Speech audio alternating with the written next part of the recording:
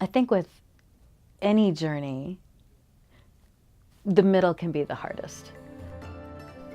I remember the middle of our climb of Kilimanjaro, and nothing about taking 14 women up the tallest freestanding mountain in Africa was easy.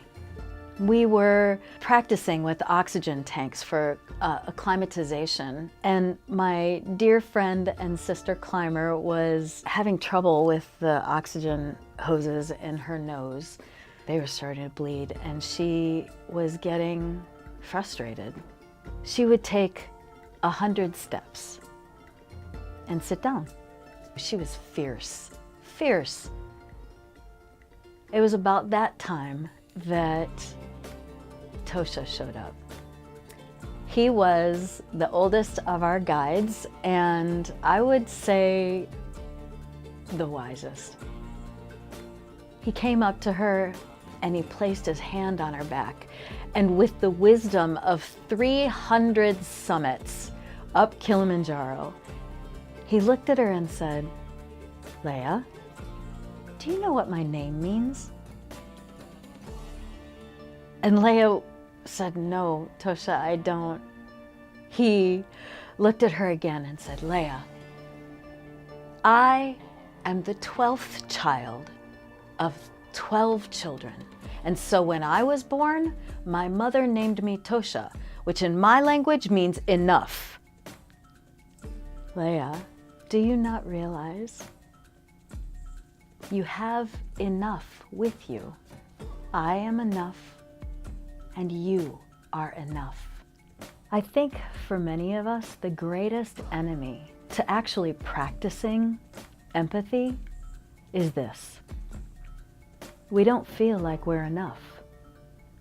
We don't feel brave enough, beautiful enough, strong enough, smart enough, good enough.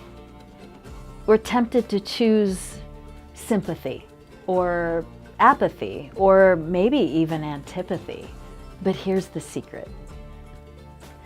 We are good enough because God is good enough. Full stop. Just like Tosha was there for Leah, God is there for us. And He is enough. He makes us enough when we admit our frailty, when we explore our inability, when we accept our depravity. You see, without empathy, Leah gives up, and our team doesn't climb the mountain. But with empathy, Leah doubles down, and 14 women summit the tallest freestanding mountain in the world. The only virtue muscular enough to meet the complexity and the pain of our times right now is empathy.